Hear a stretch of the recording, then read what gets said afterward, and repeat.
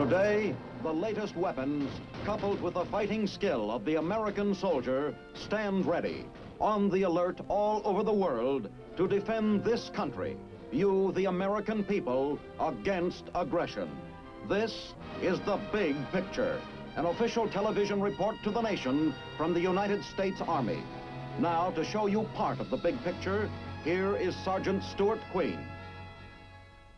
15 years ago, the state of Louisiana was host to a vast military maneuver, during which an officer named Dwight D. Eisenhower earned his first General's Star. Last November and December, the Army and the Air Force held joint maneuvers over almost exactly the same area. A joint testing and training exercise deployed over 7 million acres of western Louisiana. Here is the Army's television report to the nation on Operation Sagebrush. Operation Sagebrush is a war. The bullets and the casualties are theoretical, but everything else is for real.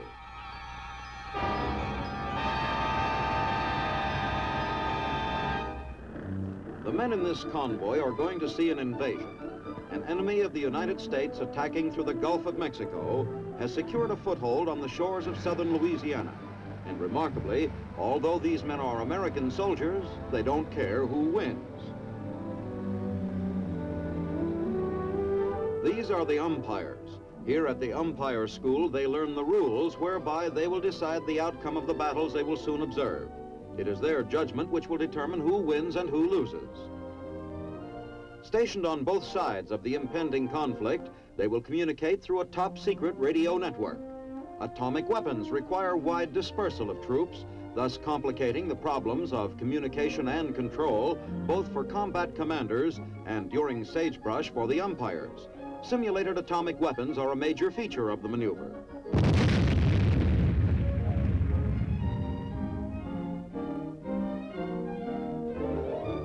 Sagebrush is a joint operation of the Army and the Air Force. Here, the headquarters staff await the arrival of the maneuver director, Air Force General O.P. Wayland.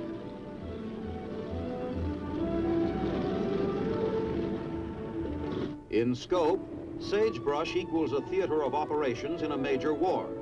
As maneuver director and unified commander, General Wayland directs a ground war being played across 7 million acres of western Louisiana and an air war over 7 southern states.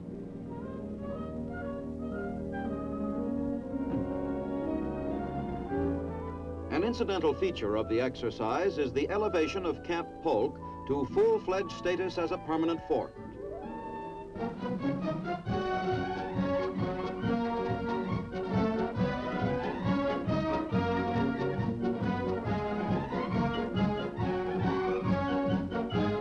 In the neighboring town of Manny, townsfolk and youngsters get acquainted with the men who will be a permanent fixture of their newly created fort.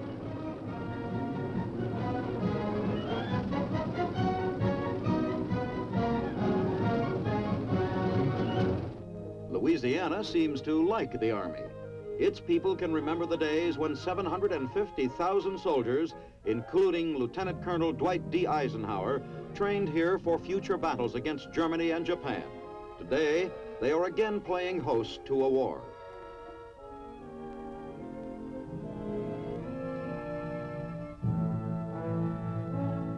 This is something new. The 280mm atomic cannon, new to Louisiana and to most of the rest of the world. 37 visiting military attachés from as many countries find the atomic cannon especially intriguing. Although it weighs 85 tons, the atomic weapon can be put into action with greater speed than any heavy field artillery piece now in use. The Secretary of the Army, Wilbur M. Brucker, arrives for a tour of the operation.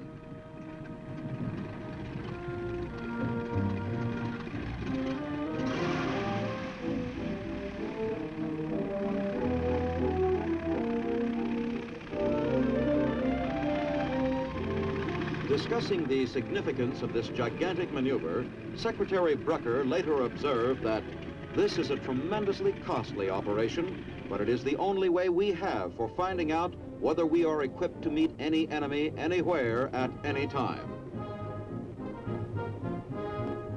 Aerial reconnaissance is one of the best ways we have of maintaining a day-to-day check on the enemy's battle potential.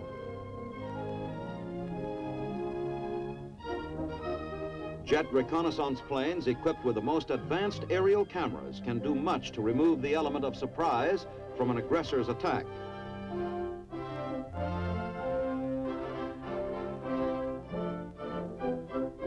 Aerial photographs are used for mapping enemy terrain, spotting his troop concentrations, studying the effects of bombing missions and artillery barrages.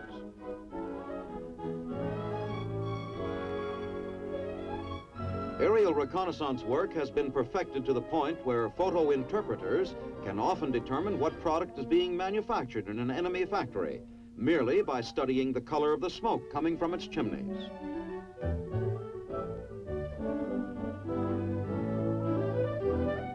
The importance of aerial photography to a military operation is graphically revealed in a single statistic: the fact that by the end of World War II, aerial photographers were making over 20 million photographs a month. Because of the destructive capability of atomic weapons, the detection of worthwhile targets such as large concentrations of troops or supplies takes on added significance for both sides. To avoid offering targets on the atomic battlefield, troops, supplies, and munitions must be spread thinly over a wide area and be continuously on the move. Skycav, another form of combat reconnaissance, still in the experimental stage. The backbone of Skycav is the modern helicopter. Here we see a type often called the flying banana. This Skycav unit belongs to the aggressor, that make-believe invader operating from his southern Louisiana beachhead. This operations officer wears the aggressor uniform. The name Skycav was selected because of the similarity between the functions of this new type outfit and the old horse cavalry. Its main job is making a continuous series of rapid sorties behind enemy lines to probe his defenses, capture prisoners, gain information, just as Jeb Stuart's horse cavalry used to do.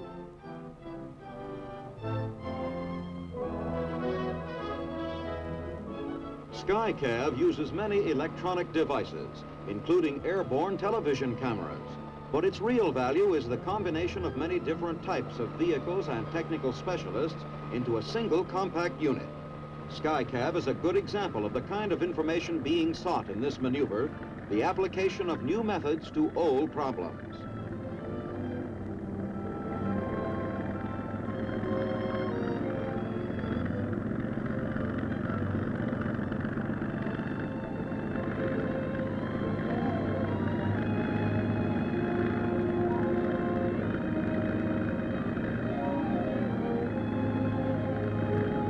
Even a Jeep can be hedge-hopped over enemy positions for use by Skycav units on the other side.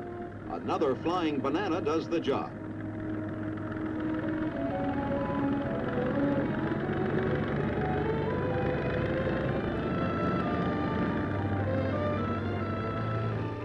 Ever wonder what a helicopter ride would be like?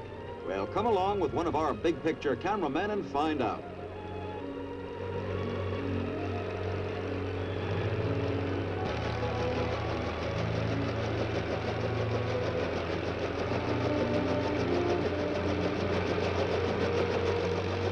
From the outside, the ride looks smooth. Inside, things get rather shaky.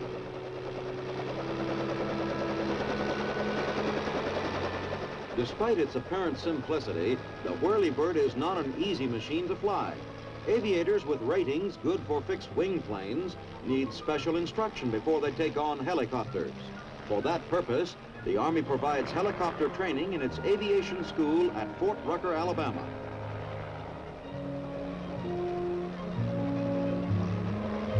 The advantages of the mobile, low-flying helicopter for frontline reconnaissance are obvious. The reply to enemy reconnaissance, of course, is camouflage. As the art of aerial reconnaissance progresses, the counter-art of camouflage advances right with it. For as atomic weapons become part of the military picture, letting yourself be seen by the enemy invites instant destruction. Even telltale tracks must be removed. With proper concealment, life proceeds unmolested, affording time to build up strength you're soon going to need. Finally, early on a weekday morning, it comes. The aggressor's attempt at a breakthrough, his big push north from his base on the Louisiana coast.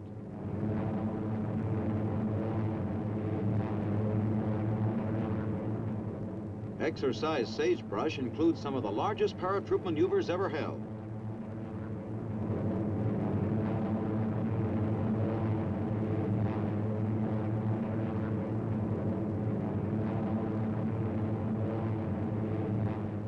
Airlift operations during Sagebrush are conducted by the Tactical Air Command's 18th Air Force.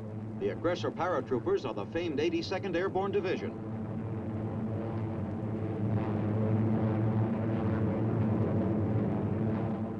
The concept of troop carrier operations began in 1930, when Stalin made it a major part of the Moscow War Games. Hitler also took the aerial route into Poland, Norway, Crete, and the Netherlands. Taking Hitler's paratroop invasions as a warning, the United States began extensive airborne training early in 1940. They've come a long way in 16 years.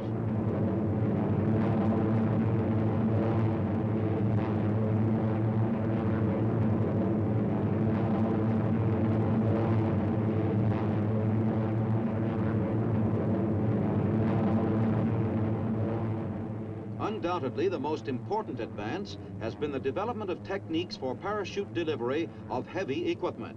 Jeeps, artillery, even armor can now be delivered airmail.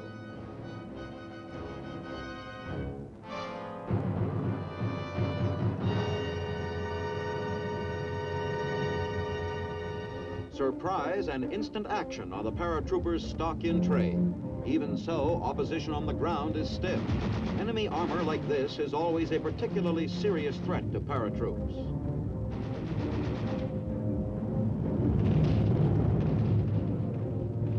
Pushing out irresistibly from their drop zone, the aggressors force defending U.S. troops slowly northward. This is the advance party of an infantry column.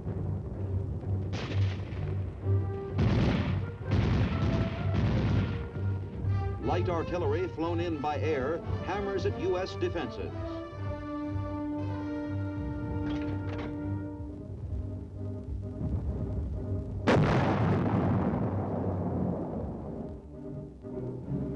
The aggressor's success becomes clear as the rear guard of U.S. troops break off the engagement and flee north toward the Red River.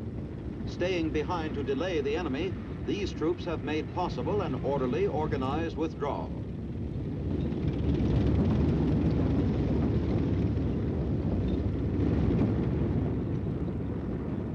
The lucky ones ride. The rest of them walk out. The men move cautiously, on the watch for possible ambush by aggressor airborne units.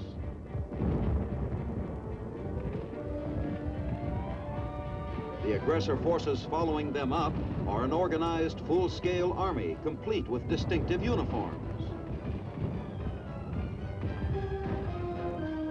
The enemy moves forward in strength, knocking out U.S. opposition wherever it appears. For benefit of the umpires, they put on a realistic performance.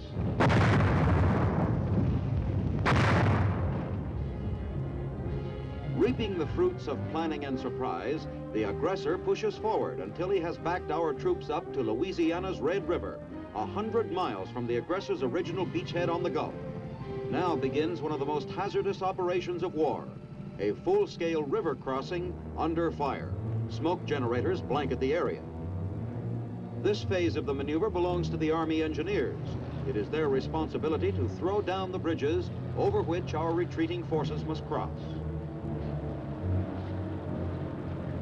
The face of defeat.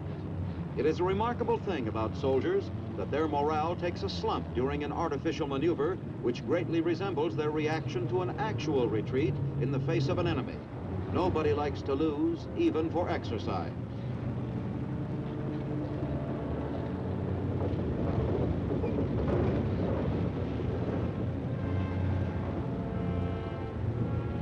As atomic weapons have complicated the logistical problem of supply, so they have increased the difficulty of such tactical maneuvers as crossing a river. Bridges have a way of not lasting very long.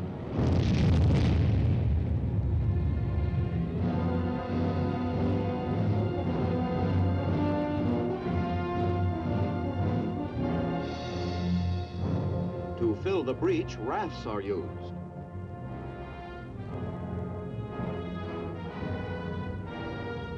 A machine gun team fights a risky and vital delaying action.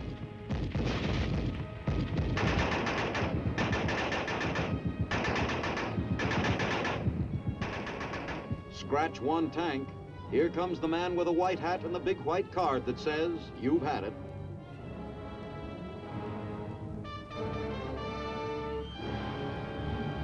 The ever-present umpires watching each engagement decide who lives and who dies. They base their decisions on what would have happened had the shells and bullets been real. The medics follow in their trail, providing, on paper, the treatment required by the umpire's verdict.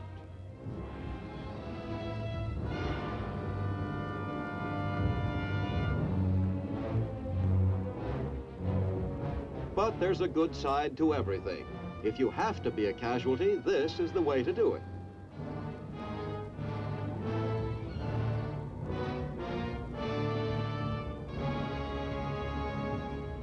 Assault ended, situation static. With the aggressor in full control of the area south of the river, it is a time for rest and recuperation.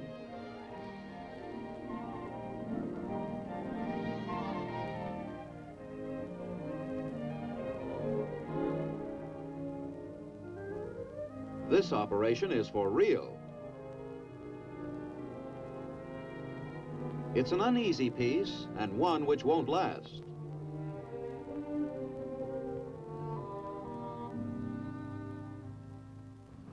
Jets of the Tactical Air Command stream into the air to begin the softening up of the enemy as U.S. forces prepare to move back across the river.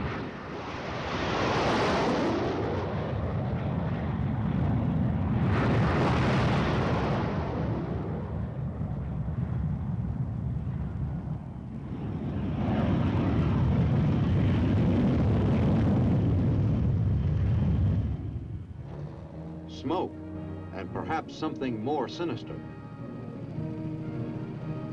Nerve gas, developed during World War II by Nazi scientists, was never used.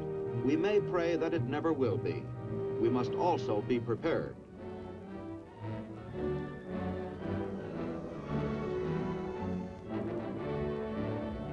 As ground forces prepare to follow up the airstrike and artillery barrages, a forward observer searches for enemy gun emplacements. Rumble and dust of convoys becomes an omnipresent thing. As many miles apart, the widely dispersed units of an atomic-age army begin a coordinated assault. Great, ugly-snouted tanks, which have been lying dormant in their camouflage positions, take to the road and swing southward.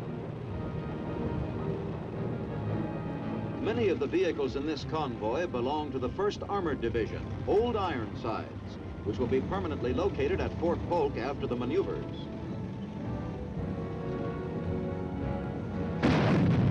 Opposing the 1st is the 4th Armored Division, a member of the aggressor forces.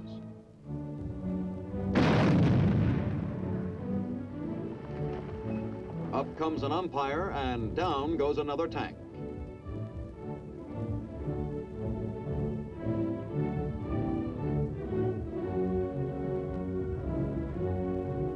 Watching the action along the road, an umpire plants an explosive charge to signal the destruction of still another iron-plated vehicle. These umpire teams are among the hardest working men of the maneuver. But nobody works harder than a paratrooper. Of course, for the paratrooper, the start of the trip is the easiest. His problems will begin when he gets there. An easy life? It may seem odd, but easy as this looks, there are a lot of people who still prefer to walk.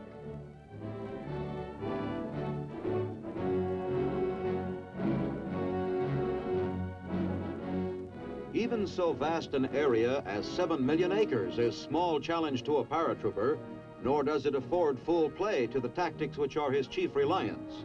Far-ranging maneuver, and sudden attack in unexpected places. But expected or unexpected, they will manage to make themselves thoroughly unwelcome to the enemy.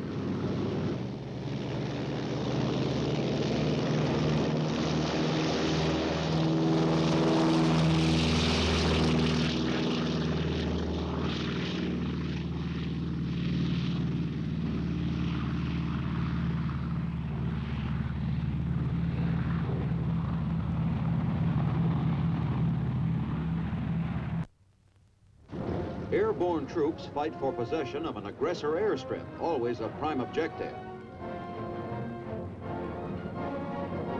Once the airfield is secured, men, supplies, and heavy equipment can be flown in by the Air Force carrier outfits. Unfortunately, the aggressor is still aggressive. He doesn't seem to know he's losing.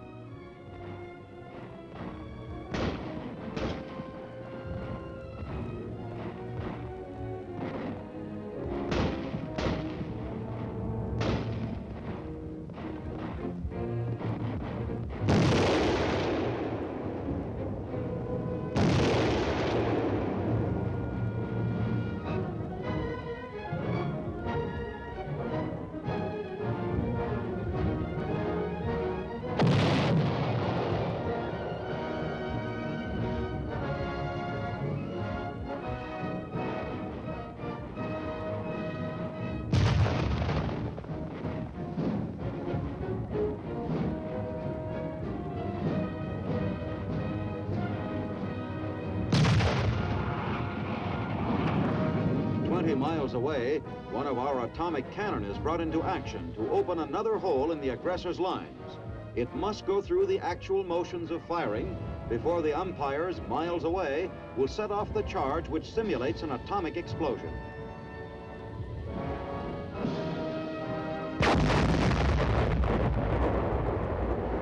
Tanks move up to exploit the havoc wreaked by atomic artillery, all part of the same coordinated advance.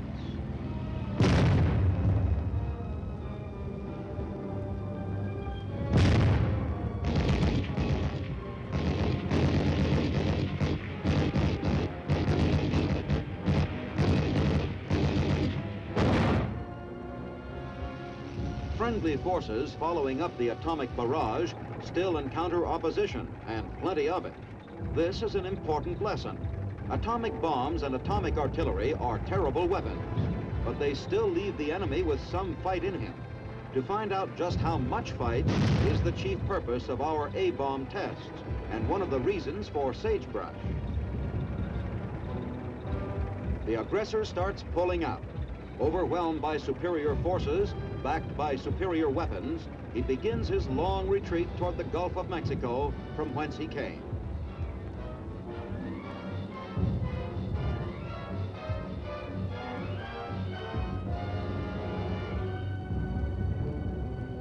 U.S. infantry moves southward, following him up, keeping him on the run.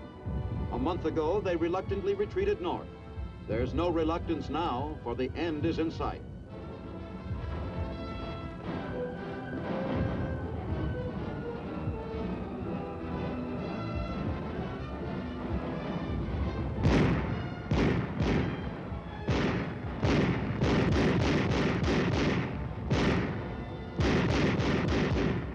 Suddenly, it's all over. The aggressor's strength dissipated, his forces disorganized, his men cease to be part of an organized army.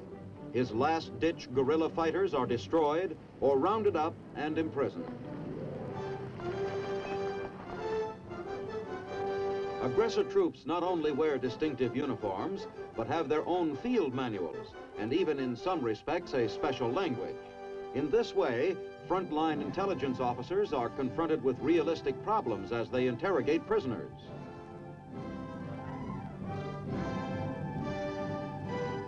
The battle is over, the war is won.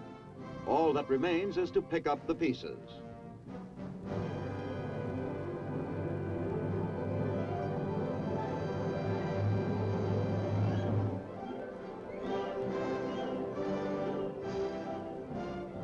Pick up and clean up.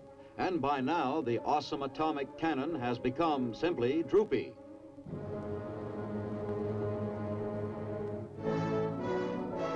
Thus ends 4 weeks of simulated atomic havoc over 7 million acres of Louisiana marshes and farmlands, the largest non-combat maneuver since World War II. These aircraft, their very size alone, would have seemed fantastic to us in the last World War. To those who remembered the First War, the Second was itself an incredible performance. Wars are always different, and a nation dies when its leaders make the terrible error of trying to fight the next war in terms of the last. To avoid that catastrophe is the reason Sagebrush was held. While troops are packing up and heading for home bases, top Army and Air Force officials have already begun their laborious review of the gigantic maneuvers as they try to assess the lessons learned.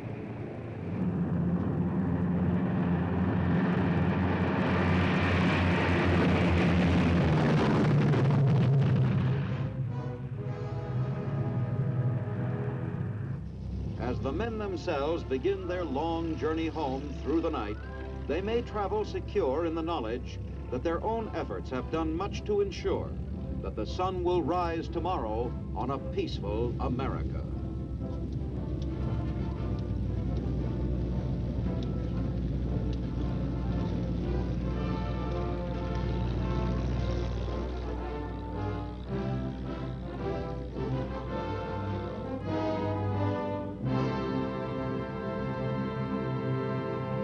In an operation so gigantic in scope as Operation Sagebrush, many months are required for the experts to analyze its fullest significance.